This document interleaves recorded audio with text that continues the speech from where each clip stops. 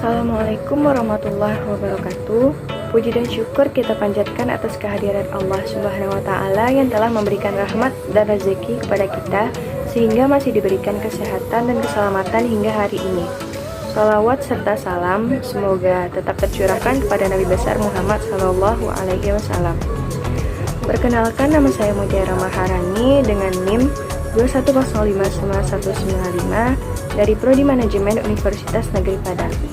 Video presentasi ini bertujuan untuk melengkapi tugas kelompok mata kuliah pengantar ekonomi makro dengan dosen Ibu Astri Yuzasari, sarjana ekonomi Magister Manajemen.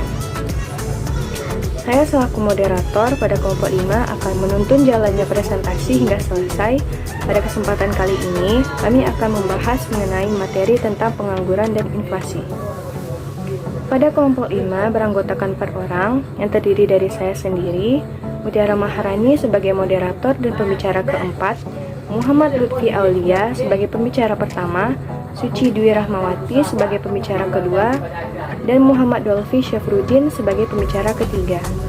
Baiklah, tanpa memperpanjang pembukaan, kami akan memulai presentasi yang akan dibuka oleh Muhammad Lutfi Aulia sebagai pembicara 1.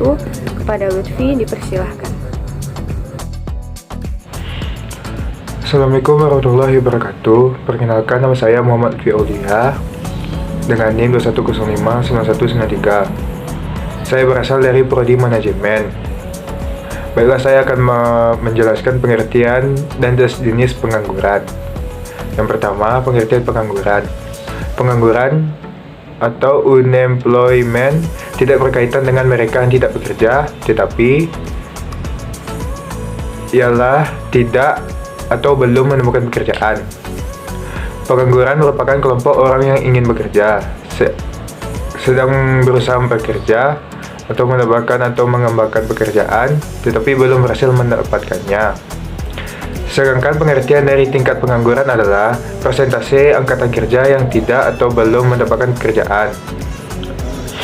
Angka tingkat pengangguran didapat dengan cara membagi jumlah angkatan kerja atau bukan penduduk usia kerja dikalikan 100%. Yang kedua, jenis-jenis pengangguran. Jenis-jenis pengangguran. Dalam membedakan jenis-jenis pengangguran terdapat 2 cara untuk menggolongkannya, yaitu berdasarkan alasan mengapa mereka menganggur dan berdasarkan pendekatan pemanfaatan tenaga kerja atau labor utilization approach. Kategori pengangguran berdasarkan alasan mereka menganggur mengelompokkan pengangguran ke dalam beberapa kategori diantaranya yaitu A. Pengangguran friksional bukanlah wujud sebagai akibat dari ketidakmampuan memperoleh pekerjaan, melainkan sebagai akibat dari keinginan untuk mencari pekerjaan yang lebih baik. Yang B. Pengangguran struktural. Pengangguran struktural bisa dikatakan pengangguran yang sifatnya mendasar. Pencari kerja tidak mampu memenuhi persyaratan yang dibutuhkan untuk lowongan pekerjaan yang tersedia. Hal ini terjadi dalam perekonomian yang berkembang pesat. Sekian dari saya. Assalamualaikum warahmatullahi wabarakatuh. Baiklah, terima kasih kepada Lutfi atas materinya. Selanjutnya akan dilanjutkan oleh Suci Dwi Rahmawati sebagai pembicara kedua. Kepada Suci, dipersilahkan. Baik, saya Suci Dwi Rahmawati dengan NIM 210599219 akan melanjutkan materi mengenai jenis-jenis pengangguran. Selanjutnya yaitu C. Pengangguran siklikal. Adalah pengangguran yang diakibatkan oleh perubahan-perubahan dalam tingkat kegiatan perekonomian. Pada waktu kegiatan ekonomi mengalami kemunduran, perusahaan-perusahaan harus mengurangi kegiatan memproduksi. Selanjutnya yaitu D. Pengangguran musiman. Pengangguran ini berkaitan erat dengan fluktuasi kegiatan ekonomi jangka pendek, terutama terjadi di sektor pertanian. Pengangguran ditinjau dari pendekatan pemanfaatan tenaga kerja, yang biasa didefinisikan sebagai angkatan kerja yang tidak bekerja. Angkatan kerja ini dibedakan menjadi 3 kelompok, yaitu yang pertama menganggur atau yang biasa disebut unemployed, yaitu mereka yang sama sekali tidak bekerja atau sedang mencari pekerjaan. Kelompok ini juga sering dijuluki sebagai pengangguran terbuka atau open unemployed. Selanjutnya yaitu setengah menganggur atau underemployed, yaitu mereka yang bekerja tapi belum dimanfaatkan secara penuh. Artinya jam kerja mereka dalam seminggu kurang dari 35 jam. Yang terakhir yaitu bekerja penuh atau yang biasa disebut employed, yaitu orang yang bekerja penuh atau jam kerjanya mencapai 35 jam per minggu. Sekian, terima kasih. Assalamualaikum warahmatullahi wabarakatuh. Baik, terima kasih kepada Suci atas materinya. Selanjutnya akan dilanjutkan oleh Muhammad Dolfi Syafruddin sebagai pembicara ketiga. Kepada Dolfi, dipersilahkan. Assalamualaikum warahmatullahi wabarakatuh. Perkenalkan, nama saya M. Dolfi Syafruddin dengan NIM 2105983. Ingin membacakan hasil diskusi presentasi kelompok kami, yaitu tentang hubungan antara pengangguran dan inflasi. Inflasi dapat diartikan sebagai kenaikan harga barang dan jasa secara umum dan terus-menerus dalam jangka waktu tertentu. Inflasi merupakan salah satu masalah ekonomi yang kompleks yang memiliki hubungan dengan banyak masalah ekonomi yang lain. Inflasi mempengaruhi dan dipengaruhi oleh masalah-masalah ekonomi yang lain. Inflasi yang tinggi dapat melemahkan daya beli masyarakat, terutama bagi pekerja yang tidak memiliki kenaikan upah. Inflasi membuat harga barang dan jasa naik dan mempengaruhi kemampuan ekspor suatu negara. Penyebab terjadinya inflasi adalah karena faktor tingginya permintaan, jumlah uang yang beredar, naiknya biaya produksi, hingga faktor luar negeri. Inflasi sendiri dibagi menjadi 4 jenis, yaitu 1. Inflasi ringan, yang terbilang mudah untuk dikendalikan atau ditangani. Pada tingkat ini biasanya terjadi saat adanya sebuah kenaikan harga di bawah angka 10% tiap tahun. 2. Inflasi sedang, di mana pada tingkat ini sudah memberikan dampak bagi beberapa pihak, seperti para pegawai atau karyawan yang memiliki gaji tetap. Inflasi sedang mengalami peningkatan harga dari 10% hingga 30% tiap tahunnya. 3. Inflasi berat, yang dapat mengakibatkan perekonomian di dalam suatu negara menjadi kacau. Pada tingkat inflasi ini, peningkatan harga terjadi sekitar 30% sampai 100% setiap tahunnya. 4. Hyperinflation adalah jenis inflasi yang paling parah dan membuat sebuah perekonomian di suatu negara menjadi sangat kacau.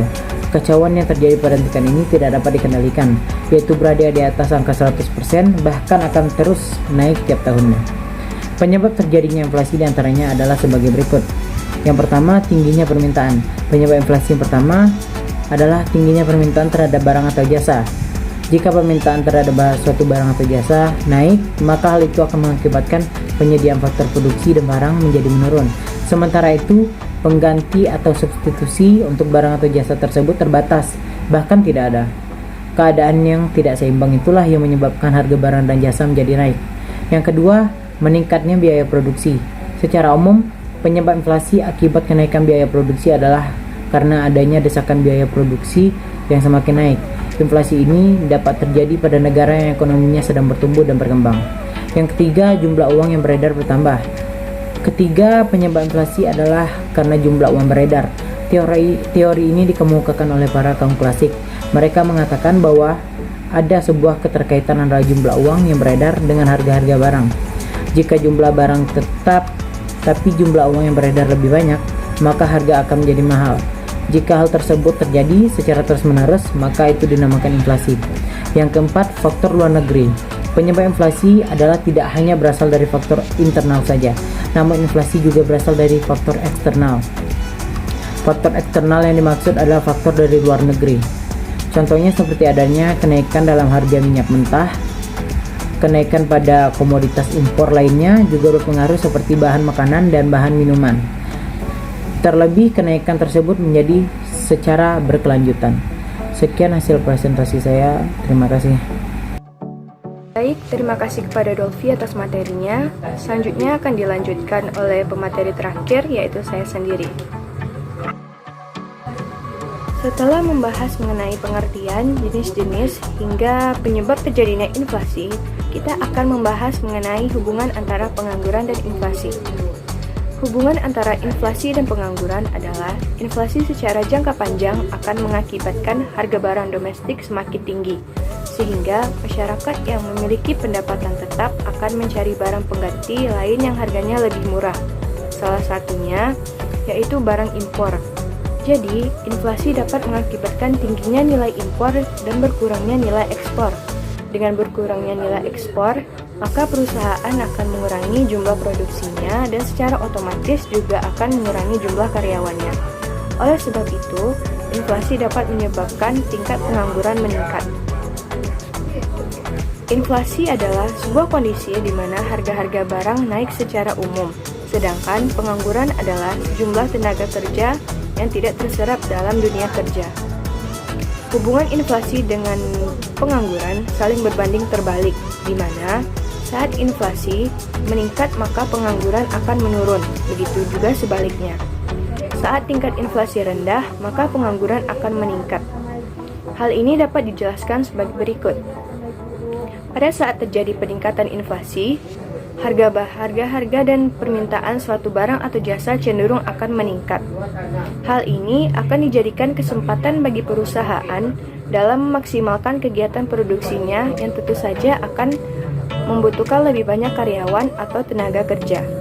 Oleh karena itu, tingkat pengangguran akan berkurang saat terjadinya peningkatan inflasi.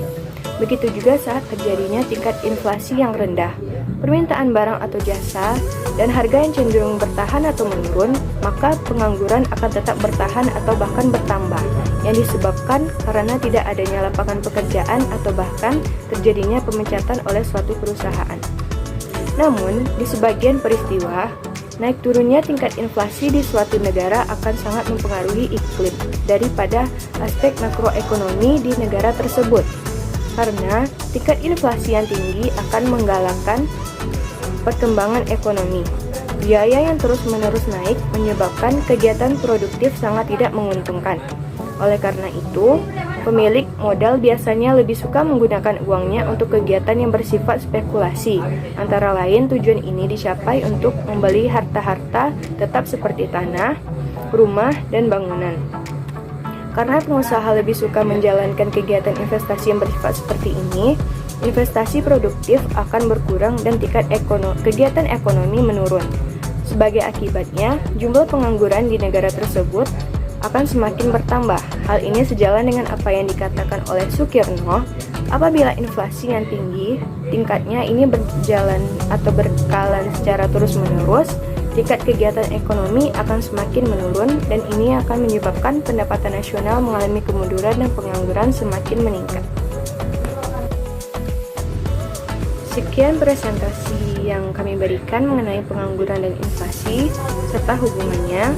Apabila ada kekurangan, kami mohon maaf. Kami sangat mengharapkan kritik dan saran dari Ibu dan teman-teman semuanya. Baik, sekian. Assalamualaikum warahmatullahi wabarakatuh.